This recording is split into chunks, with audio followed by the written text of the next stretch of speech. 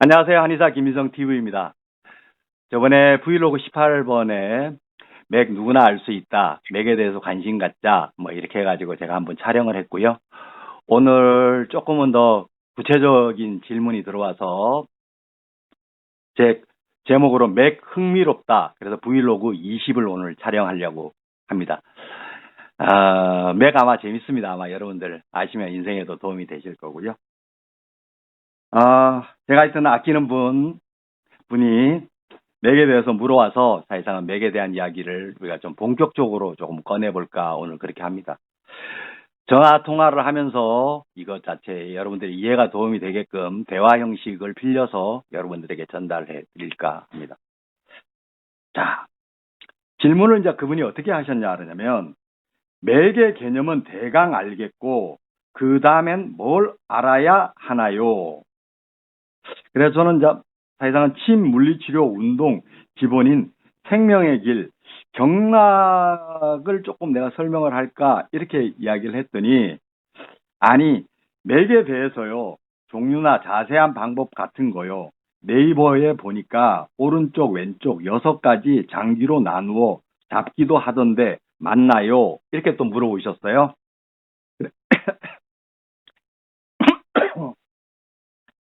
제가 그게 아니라고 이야기를 했어요. 오늘 그거에 대한 설명을 조금 할 거고요.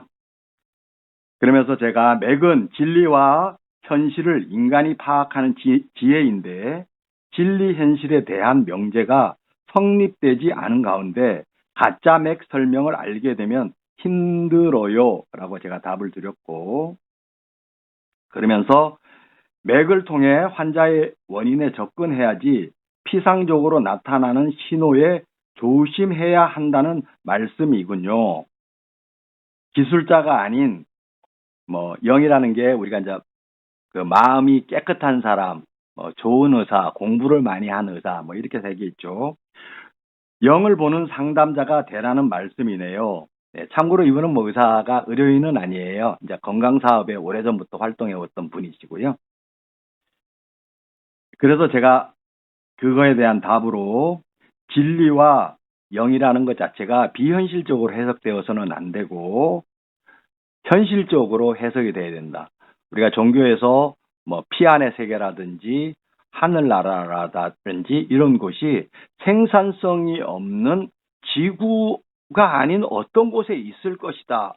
이렇게 해석하는 사람 경계해야 됩니다. 그거 순 거짓말입니다.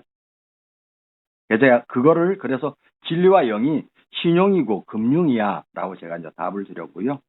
그랬더니 그분이 네라고 대답을 하셨고 제가 거기에 맞춰가지고 성경이든 의서이든 진리와 현실에 대한 비현실적 해석을 하는 글은 모른다는 거야.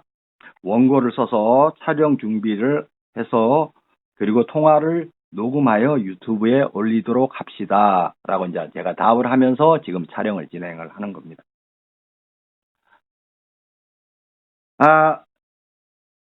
지금 제가 이야기한 거 다 들으셨죠?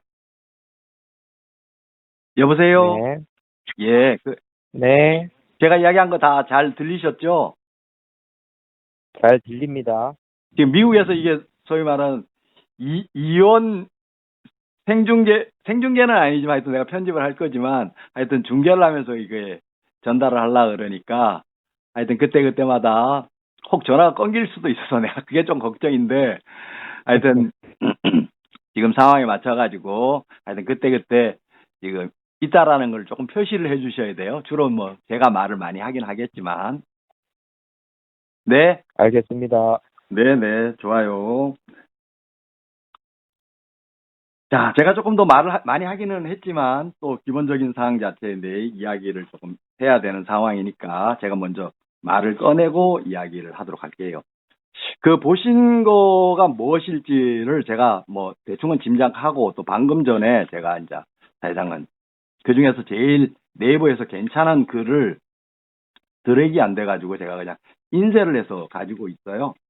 그리고 또 사실상 우리나라 말보다 영어가 더 정확한 표현을 하는 거기 때문에 영어로 제가 이제 그 진맥이라는 것 자체 내에 있는 거를 제가 네이버에서 검색을 한번 해봤어요. 지금 예. 맥이라는 거를 영어로 하면은 뭐라고 하는 게 좋겠습니까? 그런 거 생각해 본 적 있나요? 지금 미국에 계시고 또 영어도 상당히 뭐 이제 익숙해져 있는 상황이시잖아요. 또 뭐 어떻게 보면 영어 뭐 대한민국에서 잘하는 손가락 안에 뭐 0.01% 안에 제가 드시는 걸로 알고 있는데 맥이라는 것을 영어로 번역하면 영어로 어떤 단어를 쓰면 뭐라고 이야기하는 게 제일 맞겠습니까? 제일 가까운 거는 펄스? 펄스, 예, 펄스 그래가지고 이제 진맥 할 때 진짜는 진단하다 이런 이야기잖아요. 뭐 디아그노시스 뭐 이렇게 보통 우리가 학교 다닐 때 배운 건데 그래가지고 이제 진짜를 진맥이라는 것을 붙였더니 그 이제 filling the first for diagnosis 이렇게 딱 나와져 있네요. 이거 괜찮은 번역입니까? 필링, 뭐, 발음이 안 좋아가지고, 필링, the first 필링이요? 예. diagnosis, 예. 진단을 위한 예. 그 박동을 느낀다, 뭐, 박동의 느낌? 예, 박동을 느끼는 과정, 뭐, 느끼는 거, 필링이라고 해놨으니까요. 필링 이게 대단히 중요한 겁니다. 예, 의학에서도. 보통 오감이라는 말 중에 뭐 시각, 후각, 청각, 미각 이렇게 머리에 있는 것도 있지만 가장 중요한 필링은 촉각이잖아요. 촉각. 그걸 이제 필링 영어에서 이제 그렇게 이야기하는 거잖아요. 필이 중요한 거죠. 예? 필이 아주 중요한 겁니다. 그런데 이제 필만을 가지고 과학이라는 세계에서는 그 모자라다 이렇게 이야기를 하는 거죠. 하여튼 뭐 이거 filling the first for diagnosis 이거 괜찮습니까? 뭐, 예. 말은 됩니다. 예. 아, 그래 좋습니다. 느낌은 그다음에 그 다음 옵니다. 책도 하나 보니까 이게 이제 진맥을 살피다라고 한국말로 했고 feel out of situation 이렇게 써놨어요. 이 둘 중에 어느 게 더 낫습니까? feel out of situation. 제가 발음이 안 좋아가지고 situation. 예. 첫 번째는 맥, 그러니까 영어로 이제 여기 잡히는 pulse 그거에 대해서 이렇게 좀 이렇게 내로한 의미로 표현을 한 것이고 feel out of situation. out of 그거는 out of situation. feel out of situation. feel out of situation. 그거는 좀 좀 의미 자체가 굉장히 좀 넓어서 브로드해서 예. 하여튼 그럼 둘 중에 하나를 택하라 그러면 사람들이 더 알아듣기 쉽게 하려면은 첫 번째가 나을 것 같습니다. 아, 그래. 좋습니다. 네, 좋습니다. 그래가지고 이제 예문을 찾아봤더니 이게 옆에 계시면 읽어보라 그럴 텐데 제가 발음이 안 좋아서 하여튼 제가 읽어볼게요. The doctor quickly understood my health after he felt my pulse. 제가 발음이 안 좋아가지고 해석하면 어떻게 되는 겁니까? The doctor quickly. 펄스를 통해서 내 몸에 이런 것들을 의사가 빨리 내 건강을 의사가 빨리 이해했다. 느끼게 하는 understood 이해하는 그런 방식이다 이런 뜻이. 예, 이해했다 뭐 이제 그게 예문으로 나온 거니까요. 네. 하여튼 이게 그 맥을 통하지 않고 내 몸의 상태를 파악할 수는 없는 거죠. 이게 이제 보통 우리가 이제 학교에 다닐 때 이학적 진단 이렇게 이야기를 하는 겁니다. 근데 요새는 기계적 진단이 워낙 많이 나와가지고 되어져 있는데 실질적으로 이 이학적 진단이 기계적 진단보다 4배나 중요하다 책에는 그렇게 써 있는 거로 저희가 진단학 책 배울 때 그렇게 학교에서 배웠어요. 그러니까 80%가 이학적 진단에 의해서 결정이 나는 거다. 이렇게 진단학책에 써 있어요. 근데 이제 요새 사람들이 의사의 이학적 진단, 소위 말해서 기계를 쓰지 않고 진단을 하는 것 자체를 요새 사람들이 좀 잘 안 믿어요. 근데 사실상 의사들이 공부하는 대부분의 이유가 이학적 진단을 하기 위해서 그러는 거거든요. 그런 것을 보통 SOAP라는 방식을 가지고 히스토리를 듣는다 이렇게 이야기를 해요. 그러니까 그 대화를 하는 거죠. 대화. 예. 그런 것을 한의학에서 망문문절이다 이렇게 해요. 아이 컨택도 하고 그다음에 대화도 나누고 거기에 맞춰서 뭐 신체 접촉도 하고 이제 이렇게 하면서 뭐 ROM이라 그래가지고 관절의 가동 범위도 체킹도 하고 뭐 이제 이런 것을 우리가 이학적 진단이다 이렇게 이야기를 하는 거거든요. 그런 이학적 진단이 가장 핵심 중에 핵심이 바로 그게 그 진맥이에요. 예. 그러니까 절진이라 그러는 건데 절진이라는 말이 망문문절 중에 절진이라는 게 만지다 이런 건데 뭐 복진을 하거나 뭐 촉진을 하거나 이런 거 보통 이제 미국에 있는 의사들 우리나라의 그 미국 의사 소위 말해서 양의사들도 그러니까 우리나라에서 의사라 그러죠. 그분들도 이런 절진을 상당 많이 합니다. 그런데 그거를 하면 환자들이 잘 알아주지를 않으니까 기계적 검사로 대체하는 경우가 아주 많아요. 근데 그 이학적 진단, 소위 말해서 촉진을 통해서 필링을 통해 가지고 찾으려고 하는 의사가 훌륭한 의사입니다.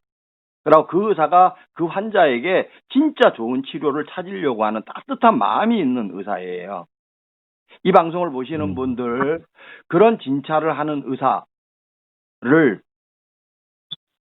존경하시기 바랍니다. 당신을 진짜 사랑하기 때문에 그런 진찰을 해주는 겁니다. 그거 수가도 하나도 안 붙는데 그냥 서비스로 해주는 거예요. 그런 의사를 만나시기 바라고 그런 의사를 만나시면 진짜 고마워하셔야 됩니다. 그래야 좋은 진단이 되지 않고 치료를 진행한다라는 게 대단히 위험한 일이죠. 그죠? 그렇죠. 그렇죠. 진단을 안 하고 치료를 한다라는 것은 대단히 위험한 일이죠. 네. 그래서 대체적인 의사들이 진단을 하고요. 뭐 진단 안 하고 치료하는 사람은 없습니다. 왜냐하면 의사는 진단하고 치료하고 국가에 보고를 하기 때문에 그렇습니다. 의료인은 철저하게 국가에 소속되어져 있는 사람이기 때문에 진단하고 치료하고 이걸 반드시 국가에 보고합니다.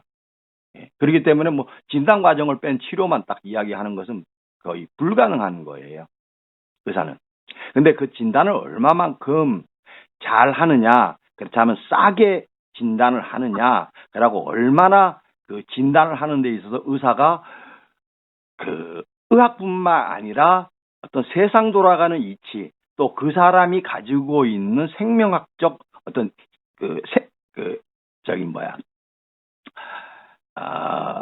생물학적 어떤 한계, 이런 것을 잘 알고 그 의사가 머리를 쓰느냐, 그래서 진단명을 만들어내느냐, 이게 훌륭한 의사와 훌륭하지 않는 의사를 결정하는 겁니다.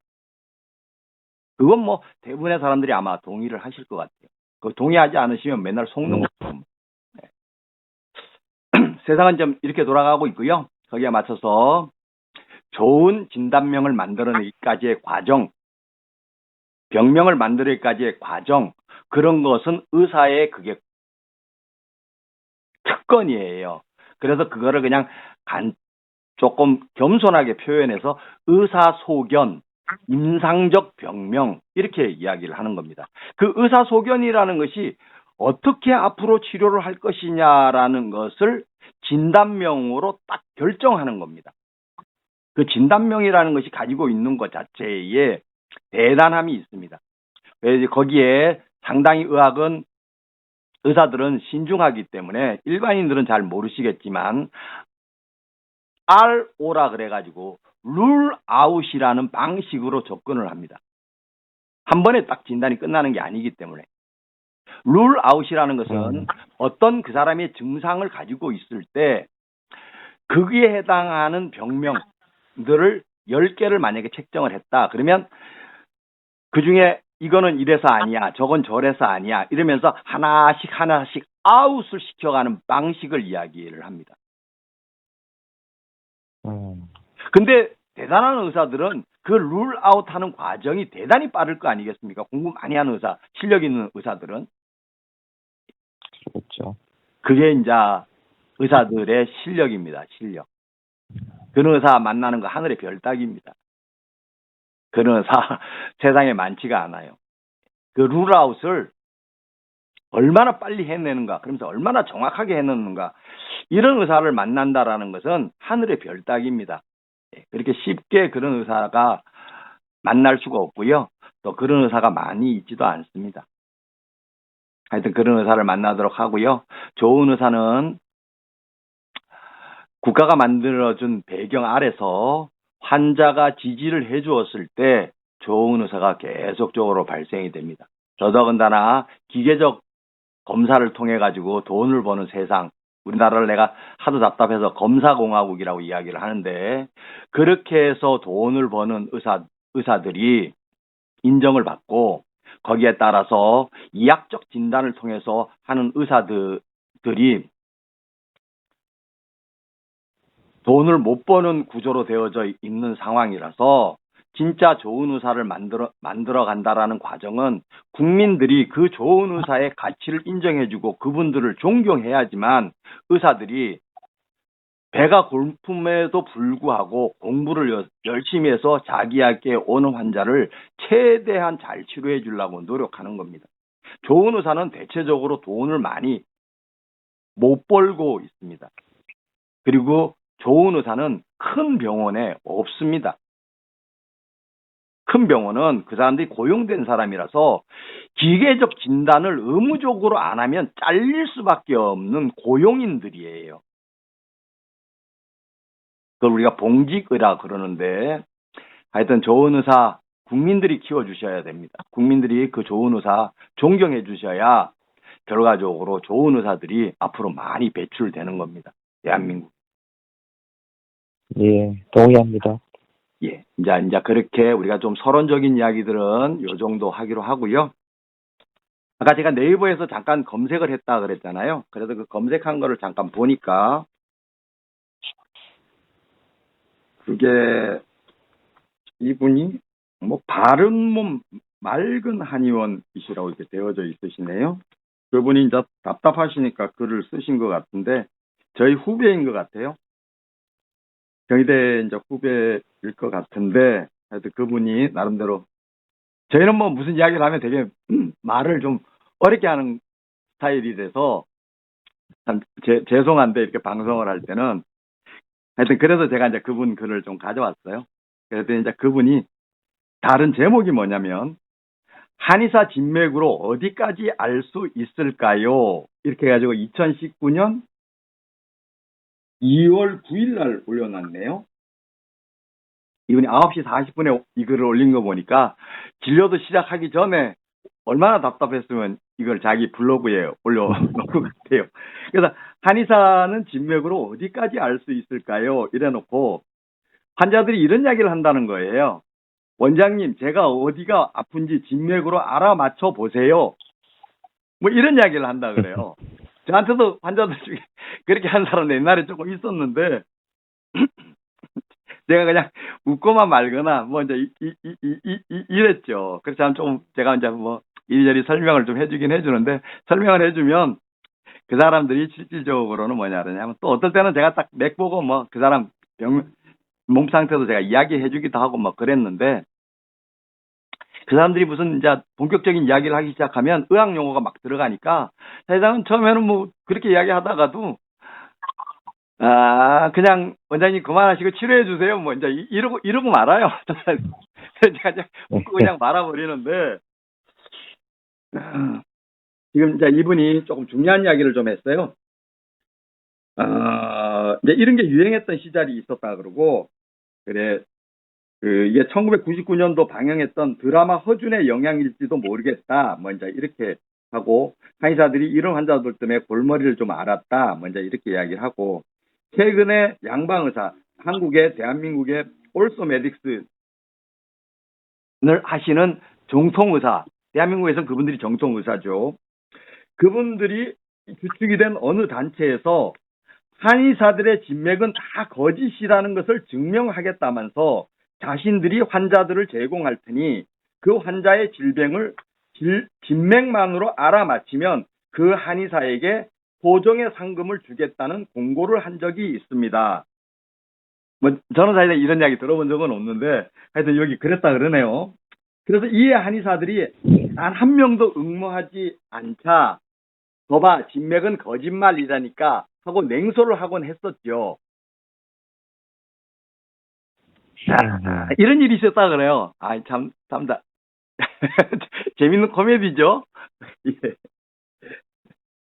그런데 그 음. 허준이라는 드라마 때문에 그렇게 네네. 됐다라는 말을 수긍이 가는 게 저조차도 뭐냐면 진맥이라고 하는 것은 그 한의사한테 있어서 아주 기본적인 거라고들 알고 있는 사람들이 많아요. 그렇죠. 누구나 진맥을 잘한다. 예. 그래서 네. 그거를 통해서 음. 병을 딱 찾아내서 그 다음에 진료를 한다라고 생각하는 사람들이 워낙이 많아서 아마 그런 코미디 같은 일이 일어나지 않았을까라는 생각이 듭니다. 그래, 저도 뭐 그 드라마 처음부터까지 다 보진 않았지만 제가 그 전에 그 작가가 이은성 씨거든요. 허준. 원 소설상 자체가. 그분이 쓴 소설을 제가 뭐 그 전에 다 한번 본 적이 있고요. 그분이 그걸 마지막 완결을 못하고 돌아가셨어요. 그래서 그 책이 3권까지 밖에 없어요. 예, 그 뒤에 이야기를 좀 더 썼으면 했는데 이 이은성이라는 분이 일찍 돌아가지고 그 완결을 잘 못했어요. 하여튼 그 드라마가 대단하게 히트치지 않았습니까? 뭐 예진아 씨 뭐 이래가지고 그 그렇죠. 정광열 씨 그 주인공 같은 경우에는 대한한의사협회에서 명예 한의사 자격증도 드렸어요. 그분한테 이순재 선생님도 아마 드렸을걸요. 대한한의사협회에서 명예 한의사 자격증 뭐 이래가지고. 하여튼 그 드라마 대단히. 그러면 그 씬에서 한 가지 질문이 있는데 그 네네. 씬에서 보면 허준이라고 하시는 이 허준. 분이 예 진맥만 이렇게 한 몇 분 쫙 눈 감고 진맥만 짚으시다가 당신은 뭐 어디에 뭐가 있고 뭐 해서 어떻게 그러니까 병 자체를 너무 디테일하게 그 자리에서 막 알아낸단 말이에요. 그리고 막 그걸 얘기를 하는데 예, 그 반이라 그게 그래서 그러면은- 현대말로 암을 진단을 하죠. 네. 예, 그게 가능한 일이에요? 가능한 이야기입니다. 허준 선생님이 아마 그 정도 되셨을 거예요. 동의보감 우리한테 이제 존재하고 있는데 동의보감을 보면 허준 선생님이 그 정도 가능했을 거예요. 제가 허준 일화 하나 이야기해 줄까요? 허준 이야기를 하시니까. 허준 일화 하나 제가 들려드릴까요? 이게 좀 길어질 것 같지 않은데. 예. 그 허준이 왕자를 좀 치료해달라 이렇게 의뢰가 들어왔어요. 그래가지고 그게 예. 구루병이거든요. 현대말로. 척추가 이렇게 구부러지는 병이에요. 그래가지고 허준이 그 전부터 알고 있었죠. 왜냐하면 왕실에 있는 왕족들은 자기네들이 관리를 잘 하지 않으면 그 안 되는 위치에 있는 거잖아요. 그 내이온이라는 곳에 있으면. 네. 그래가지고 이제 자기한테 이제 의뢰가 들어와서 아 그래 잘 치료해 줘야 되겠다. 이래가지고 이제 딱 그 전에 진단 딱 해놓은 게 있고 기본적으로 뭐 딱 그 상황이 됐죠. 예. 그러고 와서 이제 거기를 가가지고 진맥만 딱 하고 딱 돌아왔어요. 그리고 나가지고 처방을 딱 씁니다. 그 처방이 뭐냐 그러냐면 지금부터 안면도에 가가지고 석 달 동안 그 꼬막을 캐가지고 와라. 이렇게 딱 진맥을 내려요. 그러니까 왕이니까 뭐 꼬막을 캐가지고 오세요. 이제 이렇게 이야기를 했겠죠. 예. 그래서 그걸 해가지고 한문으로 썩 사가지고 보냈어요. 그랬더니 그 왕자가 막 이놈의 자식이 죽으려고 환장을 했구나. 막 이렇게 화가 났을 거 아니에요. 그랬을 거 아니에요. 그 왕자인데 명색이. 예. 그래가지고 막 이제 화를 내가지고 막 이렇게 하다가 허준이 그 당시에 뭐 그 내의원에서 인정을 받고 왕한테도 인정을 받는 의사여서 어떻게 할 수는 없고, 그래서 왕자가 생각을 했어요. 그래, 좋다. 내가 3개월 동안 딱 거기 가가지고 꼬막을 캐가지고 왔는데 내 병이 안 나으면 너는 반드시 내가 그 죗값을 물을 것이다. 이래가지고 갔어요. 안면도에. 그래가지고 이제 꼬막을 막 했어요. 석 달 동안. 그랬더니 싹 나갔어요. 이게 허준의 실력이에요. 그게 구루병이기 때문에 비타민 D, 햇빛을 많이 쐬어야 척추가 구부러지는다. 우리가 비타민 D가 얼마나 중요한 거 아시죠? 좋은 햇빛을 쐬야 된다라는 것 자체가. 예, 그렇죠. 이게 야사라서 진짜 있는 이야기인지 어쩐지는 모르지만 이게 허준 하면 제일 재밌는 일화 중에 하나예요. 이야기 처음 들으시죠? 예.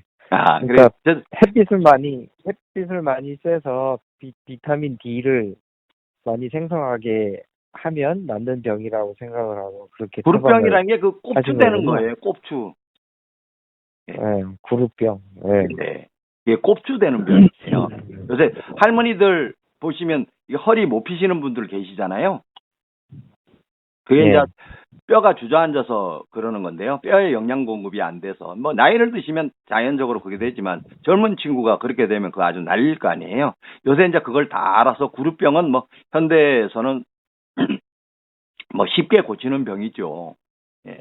근데 그게 우리나라만 해도 한 4, 50년 전만 해도 이 구루병 잘 못 고쳤어요. 그래 이제 비타민이 공급이 되면서 이제 이 병이 그러니까 비타민 D 공급을 많이 하면서 이제 이 병이 많이 나은 거죠. 비타민 D가 어디 많은 줄은 아시죠? 햇빛에서 물론 또 햇빛에 되고 햇빛을 많이 쏘면 먹는 것 중에 비타민 D가 어디에 많습니까? 비타민 D 씨앗으로 되어져 있는 것들이 대체적으로 비타민 D가 많다 그래요. 네. 어떤 거요? 수산물이요? 씨앗. 그러니까 뭐 현미, 씨앗.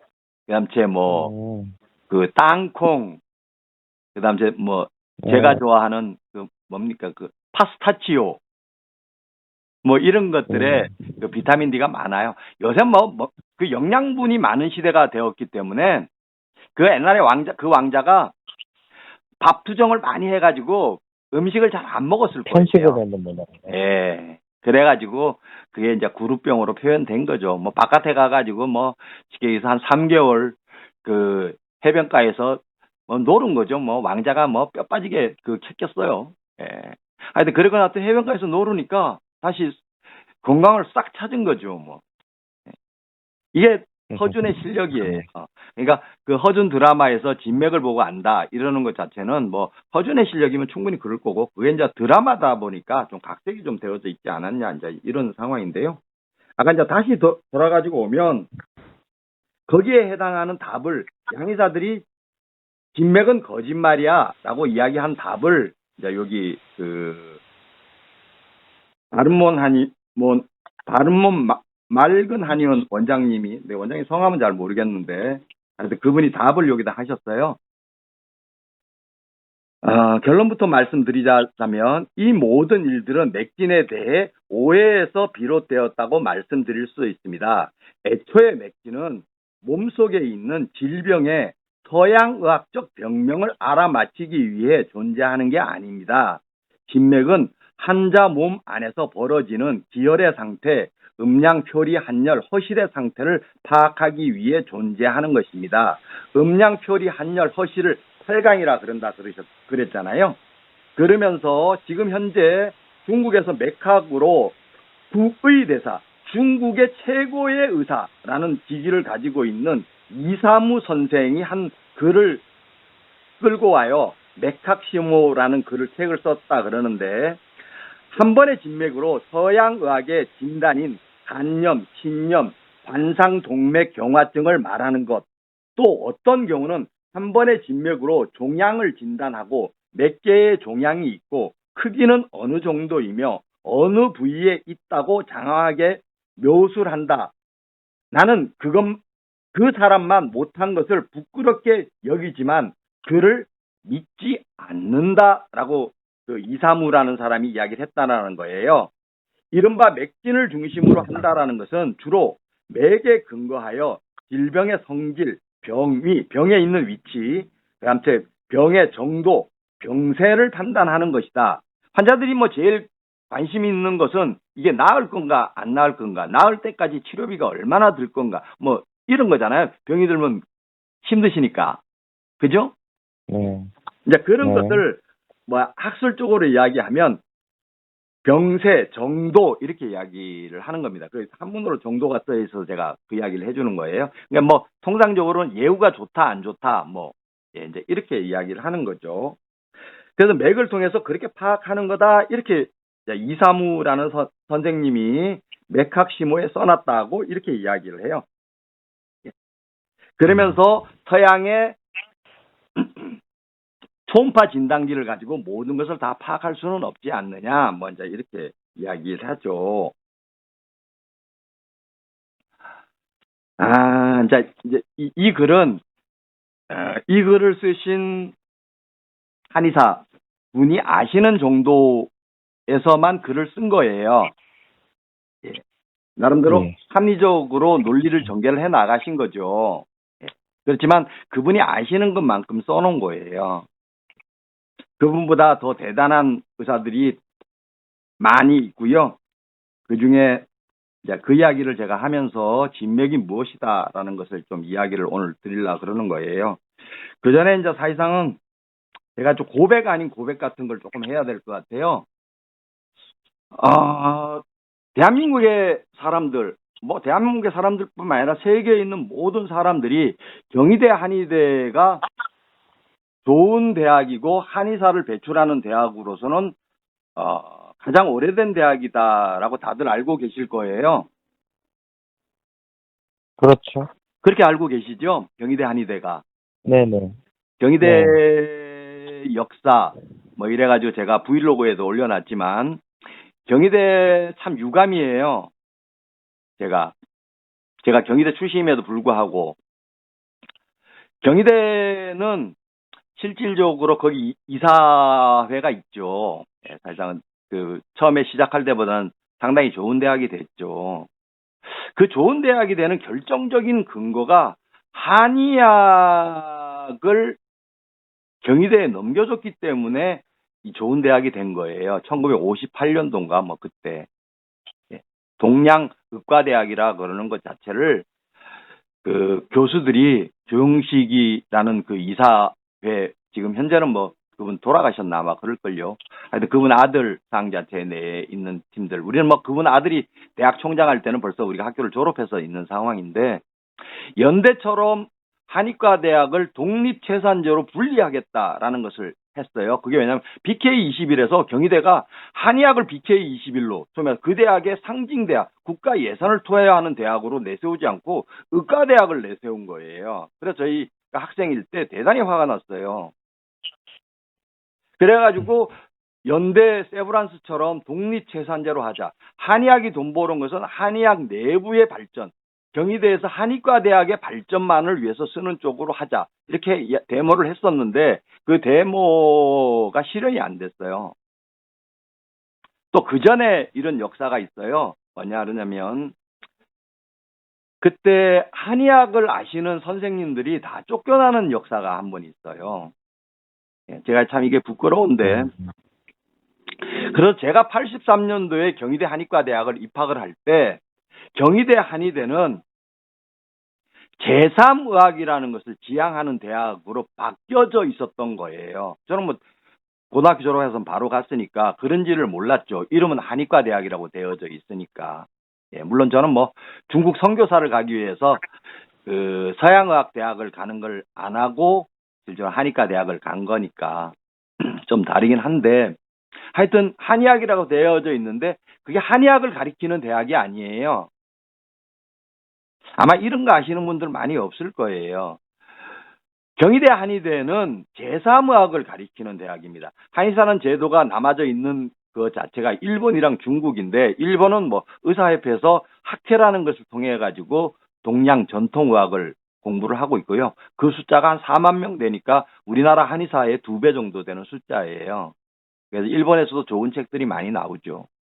중국은 뭐 잘 알다시피 사회주의 국가라서 또 제도 자체가 중의사와 그 서의사라고 중국에서는 이야기를 하는데, 그것을 병행하는 교육 제도가 있어요. 우리 입장에서는 대단히 부럽죠. 그렇지만 중국은 사회주의 국가라서 막스를 중심으로 한 유물론으로 과학적 해석, 동양에 대한 해석을 해내기 때문에 그 유심론에 의해서 써여져 있는 한의학을 이해하는 부분에 한계가 조금 있어요. 최근에 이제 연구가 얼마만큼 진행됐는지는 저도 교류가 없으니까 잘은 모르지만, 하여튼 중의학이 가지고 있는 한계라는 게 있어요. 제가 학생 때 중의학 책을 좀 많이 봤는데. 근데 한국의 한의학은 실질적으로 제3의학을 하는 곳이에요. 한의학을 하는 곳이 아니에요. 그 제3의학이라는 말이 조금 더 들어가면 무슨 말이냐 하냐면 양진한치다 이렇게 이야기를 하는 거예요. 그러니까 진찰은 서양적으로 하고 치료는 한의학적인 방법. 한약을 쓰거나 침을 놓거나 뜸을 뜨거나 이렇게 하는 거를 하는 대학이 경희대 한의과 대학이에요. 양진한치가. 우리나라도 질병 코드를 싹 다 그 양의사랑 한의사랑 다 같이 써요. 그 코드가 독립됐다라는 말이 진단명, 병명을 만들어내는 것까지 상 자체 내가 그거까지의 과정을 양진을 하는 거죠. 그래서 경희대 한의과대학에서는 서양의학을 거의 3분의 2를 배웁니다. 우리가 240학점 중에 거의 160학점 이상을 배워요. 그래서 대한민국의 한의사들은 서양의학을 잘 알아요. 특히 경희대 한의대 팀들은 실질적으로는 그 들어가는 친구들이 자존심이 센 소위 말해 커트라인이 높기 때문에 걔네들이 그 우리랑 같이 경희대 한의대는 치대 의대 같이 있잖아요. 그 의대들보다 생리학, 병리학 이런 거 시험 치면 1등이 꼭 한의대생들이었어요. 그 서양 병리학, 생리학 가리키는 교수가 한의과 대학에 와서도 가리킬 거 아니에요. 한의대생이 경희대 전체에서 1등이었어요. 거의 모든 과목이. 하여튼 그만큼 경희대 한의대는 서양학을 많이 배우고 있고요. 제 동기 중에 사실상은 지금 경희대 한의대에서 최고의 교수로 있는 친구인데, 제가 뭐 실명은 거론하지 않고요. 그 친구, 그 대학 동기는 한의과 대학을 졸업하자마자 미국 일리노이 주립대학에서 유전자학을 배워가지고서 10년 만에 박사학위를 따고 지금 현재 경희대 교수로 있는 것이에요. 그러니까 미생물 병인론의 상 자체에 대해서 우리나라에서 사실상은 그 유전학 뭐 이런 거 이야기하는 뭐 게놈 지도 뭐 이런 거 하잖아요. 그런 거에 있어서 사실상 상당한 실력을 가지고 있는 사람이죠. 미국에서 뭐 좋은 대학에서 박사학위를 따가지고 아주 따가지고 온 지가 오래됐으니까. 아마 뭐 지금은 제가 대학에 가서 뭐 강의를 듣지 않지만 그런 대학 동기가 강의를 한다라는 것은 더더군다나 서양의학에 대한 이해, 양진을 열심히 하는 것을 가리키고 있는 대학이라는 것이에요. 그래서 실질적으로 한진한치, 서양의학이 양진양치를 하듯이 한진한치를 하려면 바깥에 제야의 실력가들 내지는 좋은 의사들을 진짜 공부 열심히 해야 알아요. 그러니까 뭐 저 같은 경우에도 제가 83년도 대학 들어가가지고 졸업하고 나가지고 근 20년을 새벽에 일어나가지고 한 번 강의에 뭐 한국은 좀 싼 편이죠. 5만 원에서 10만 원 내면서 한 20년을 들었어요, 제가. 미국의 의사들은 그 아시는 분이 가리키는 거 한 번 강의에 뭐 50만 원에서 뭐 500만 원까지 낸다 그러더라고요. 그렇게 해서 10명이 모여서 그 사람 강의를 듣고 뭐 그런다 그러더라고요. 의사가 잘 알아야 되거든요.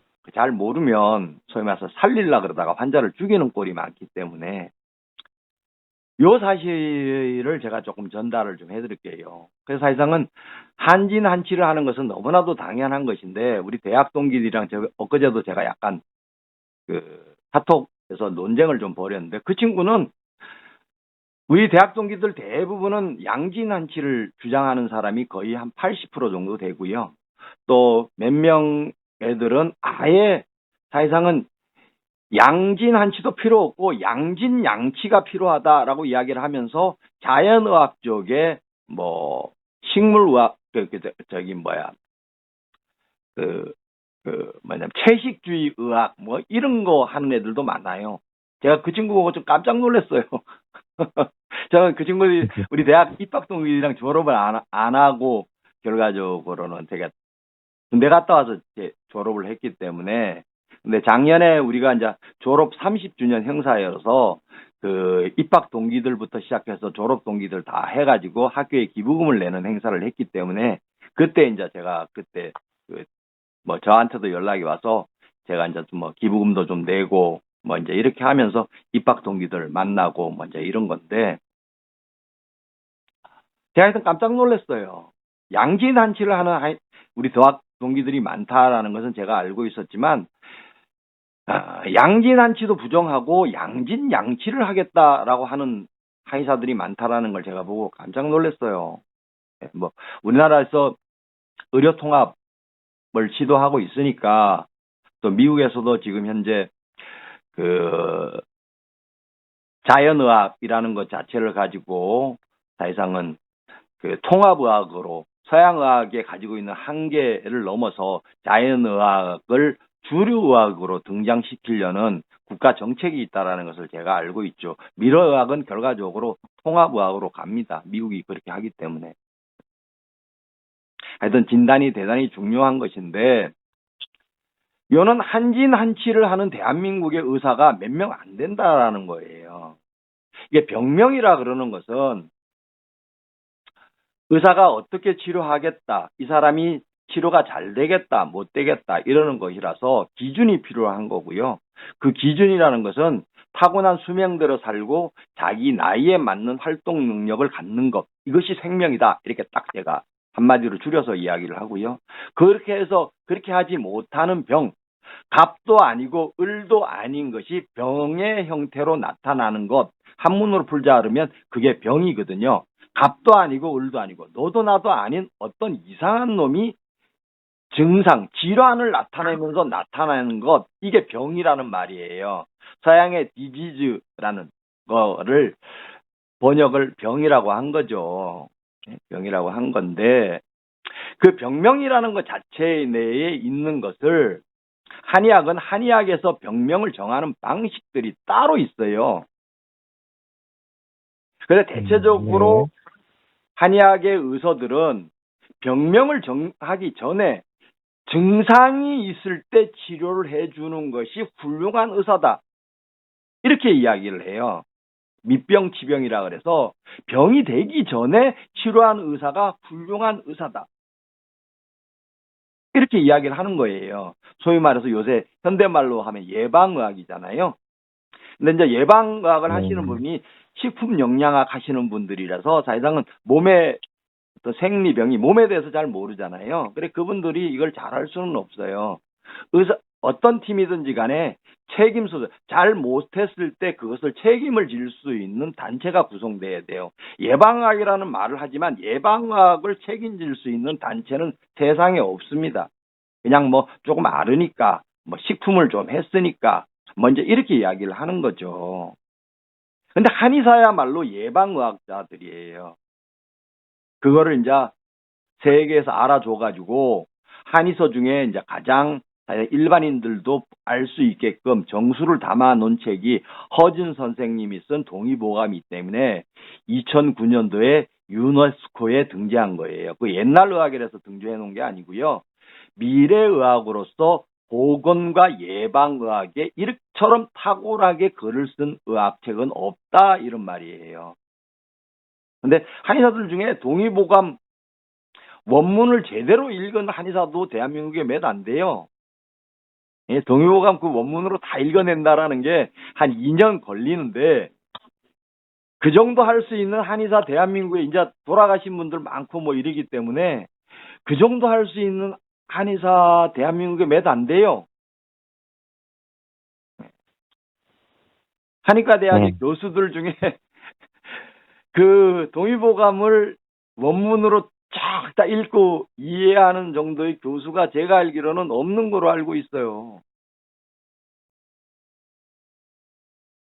지금 슬픈 현실이네요. 서양의학이 가지고 있는 그 한계를 가지고 동양의학, 동의보감의 가치를 그 미국이나 유럽에서 오히려 더 인정하고 있잖아요. 그래서 역수입되는 측면들이 있어요. 참 한편에서는 상당히 고맙고 또 한편에 있어서는 미국이나 유럽 같은 경우에 있어서도 한국에 제대로 된 한의사가 누군지를 그 사람들은 잘 모르시잖아요. 미국이나 유럽 사람들은.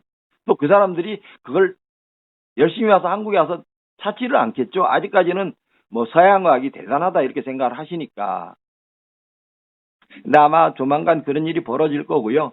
준비되어져 있는 한의사들 대한민국에 있습니다. 네. 예. 하여튼 저도 이러한 이야기들을 선생님을 통해 가지고 공짜로 배웠기 때문에 제가 이제 내년쯤에 사실상 한의학을 한진한치를 하는 그 미래통합의학을 하는 의료전달체계 미국의 개방형 병원제를 담는 그 거점 병원을 내가 이제 과감하게 이제 한번 시도를 한번 하자. 이제 이렇게 되어서 지금 뭐 저랑 같이 그거 하자고 하신 거잖아요. 왜 대답? 예, 그렇게 마음을 먹게 된 계기가 아까 그렇죠. 중간에 설명하셨듯이 뭐 저도 조금의 그 의학적인 백그라운드는 있지만 저희 의과대학 한 2년 아까도 2년 다니셨다면서요. 네. 그러면서 예, 건강사업 그 하셨다면서요.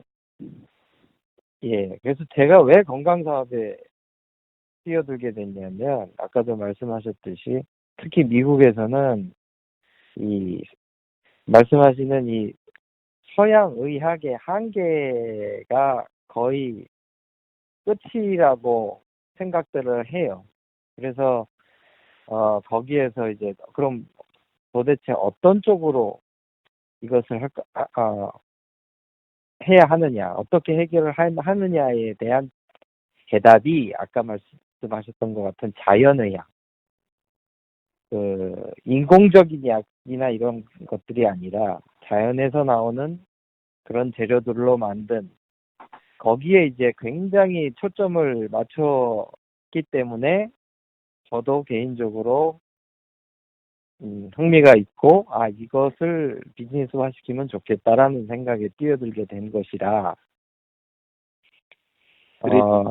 저도 이제 우리 김진성 원장님을 만나서 얘기하기 전까지는 이 한의학에 대한 어떤 편견이랄까 굉장히 좀 잘못돼 있었던 시각을 갖고 있는 사람이었었는데 요즘에 많은 것들을 보고 많은 것들을 느끼게 되어서 앞으로에 투자하고 앞으로 우리가 나가야 되는 방향이 이곳이구나라는 생각을 하게 되었습니다.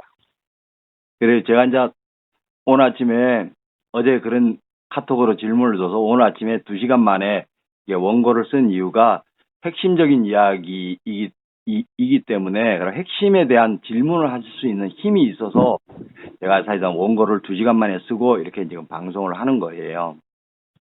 오늘 환자들 네, 다 그냥 감사드립니다. 물리쳐가면서 제가 이거 원고 아침에 출근하자마자 쓴 거예요. 네. 2시간 만에 이제 다 쓴 건데 지금 그 원고 지금 사실상 시작도 지금 잘 못했는데 지금 서론적인 이야기부터 해서 조금은 유튜브를 보시는 분들이 오래 못 보니까 제가 조금 걱정이 되긴 해요. 자, 이거 1부, 2부로 좀 끊어서 얘기는 해야 될 것 같아요. 네. 예. 제가 편집할 때 그렇게 하도록 하고요.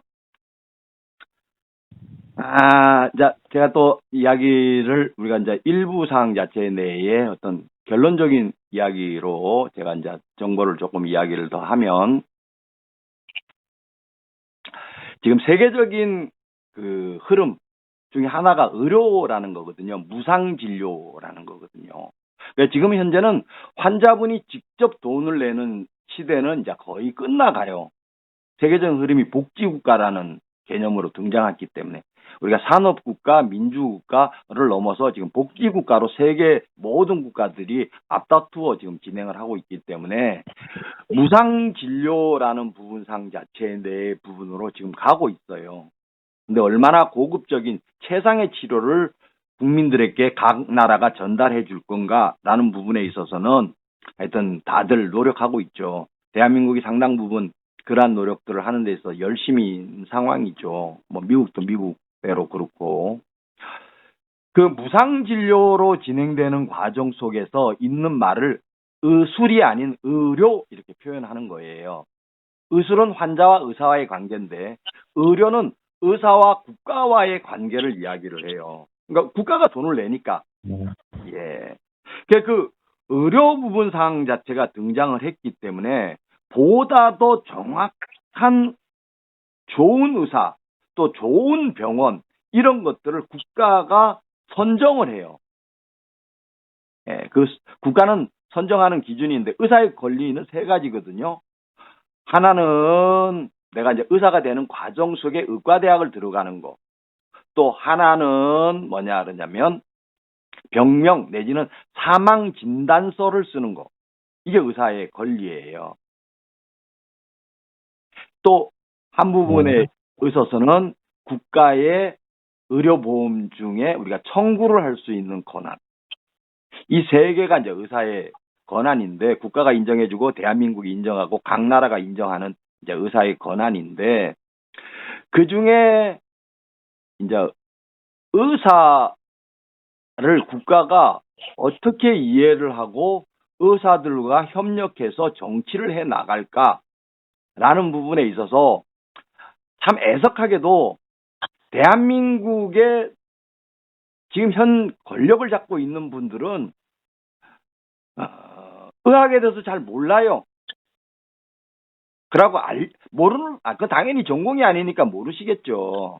그런데 요는 의학을 우습게 알아요. 의학은 정치나 경제보다도 더 우위에 있는 학문이에요. 사람이 뭐 어느 나라에서 살고 얼마나 돈을 잘 버냐 이거보다 병 나가지고 죽으면 그만이잖아요. 그래서 뭐 보통 옛날에는 글귀 중에 재산을 잃으면 조금 잃는 것이요. 명예를 잃으면 많이 잃는 것이고 건강을 잃으면 전체를 잃는 것이다. 뭐 성경에도 네가 다음날 돌아가시게 되게 되면 무슨 유익이 있으리요. 그래서 생명이 중요하다라는 이야기를 하잖아요. 사실상은 의사들은 정치나 경제 위에 있는 힘들이에요. 그런데도 불구하고 그래서 의료는 정치적 실천 행위다라는 이런 명제가 있어요. 그럼에도 불구하고 우리나라가 의학 개혁이나 어떤 상황 자체에서 의사를 개혁의 대상으로 알지 개혁의 주체로 알지를 못해요. 물론 개혁의 대상이기도 해요. 의료 개혁을 하면. 그렇지만 의사를 빼고 개혁을 할 수는 없어요.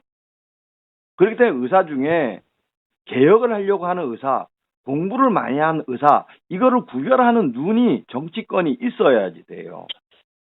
그런데 그 구별하는 눈을 안 가지고 의사들이 무슨 바본 줄 알아요.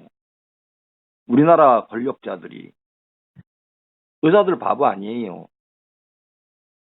물론 의학이라는 사실상은 분량 많은 학문, 매번 찾아오는 환자들, 아프시다는 분들을 치료해 주기 위해서 사실상은 막 주 70시간씩 일하고 막 이러니까 바깥 이야기할 시간이 별로 없고 또 바깥 돌아가는 정보를 얻는 데 있어서 시간을 많이 할애할 수 없고 뭐 이제 이러긴 하지만 의사들 중에서도 공부를 탁월하게 많이 하는 의사들이 있고 세상 돌아가는 거에 호기심이 많은 의사들도 많아요. 의사들 하여튼 바보 아니에요. 뭐 그건 뭐 대한민국 사람들 다 아실 거예요. 의사들이 뭐 바보이면 대한민국 이번에 코로나19 사실상 이렇게 잡지도 못했죠. 예. 의사들 바보 아닙니다. 근데 정치권에서는 의사들을 바보로 취급해요. 제가 정치 한 10년을 했기 때문에 정치권에 가면 법률인보다 사회적 지위가 의료인이 낮은 나라는 우리나라밖에 없다. 잘 사는 나라 중에. 앞으로 의사들이 정치해야 된다. 의사들은 기본적으로 치료라는 것 자체가 아무리 성격이 고약한 의사도 치료를 하는 과정 속에서 환자들에 대한 국민들에 대한 사랑이 없이는 치료라는 거 그거를 10년, 20년, 30년 이렇게 할 수 없는 거다. 근데 법률이라는 그렇죠. 게 뭐나 수임료 그러면 지금 현재 국회의원들 중에 의사 출신들 국회의원이 많이 없나요? 한국에? 요번에 뭐 제일 의사 중에 5분 돼 있었던 분이 신상진 씨인가요? 그 성남에서 떨어지셨죠. 뭐 그분이랑 제가 교류도 없지만 또 그 전에 정의화 씨라고 그 의사 출신인데 그분이 국회의장도 하셨죠. 근데 이제 그런 분들은 그 60년대, 70년대 민주화 운동 하셨던 분이라서 실질적으로는 치료는 많이 안 했죠. 또 안철수라고 제가 이제 뭐 저랑도 좀 가깝게 지내는 상황이 있죠. 저랑 같은 당을 했으니까. 예. 근데 뭐 워낙 정치를 잘 모르는데 본인이 대통령 된다 그래가지고 참 제가 여기저기 가서 험담을 좀 많이 합니다. 사실상 그 정치하시면 안 되는 분이에요. 정치를 너무 잘 모르고. 하여튼 저는 저도 그분 때문에 고생을 많이 했는데 보면은 그 사람도 의사죠. 안철수도. 예, 그런데 그분들은 진료를 해본 적이 몇 번 없어요. 진료를 열심히 하는 의사들 중에 혹 옛날에는 보수 정당에서는 비례대표를 줘가지고 국회의원을 된 사람 몇 명 있죠. 한의사들도 옛날에 뭐 국회의원 된 사람 몇 명 있죠. 근데 그런 사람들은 의료 정책으로 대한민국의 의료 계획을 어떻게 해야지 된다라는 것을 가지고 정치를 하신 분들이 아니라서 우리나라가 그 보건복지위원회라고 위원장이 되어져도 보건복지에서 가장 중요한 게 의료인데 의료에 대해서 잘 모르시죠. 제가 이제 뭐 정치 앞으로도 계속 할 거기 때문에 언젠가는 그 의료를 아는 사람을 의사 치료라는 의료 계획을 할 수 있는 사람을 제가 대통령을 만들려고 그러고 또 저도 뭐 제가 하는 이야기가 대한민국에 실현되게끔 이렇게 지금 저도 좀 활동을 좀 하고 있죠.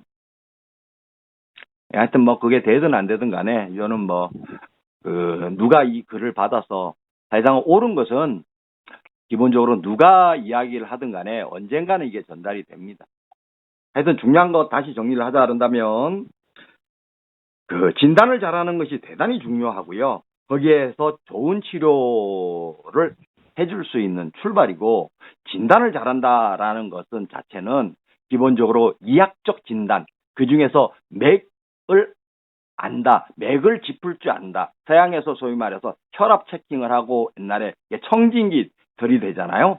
그거 다 이학적 진단인데 한의학이 가지고 있는 역사의 장구함 속에서 그 맥이라는 것이 어떤 것이라는 이야기를 정확하게 해놓은 것들이 있어요. 현대에 와가지고 맥이 이상하게 틀어져가지고 맥을 아는 의사들이 많이 왔고 아까 제가 네이버에서 따왔듯이 그 정도 8강을 진단하는 것 자체만 해도 사실상은 대단히 공부를 열심히 한 한의사다라고 이야기할 정도 수준이지만 그거를 뛰어넘는 의사, 아까 허준과 같은 정도의 실력에 있는 의사들이 지금 대한민국에 있습니다.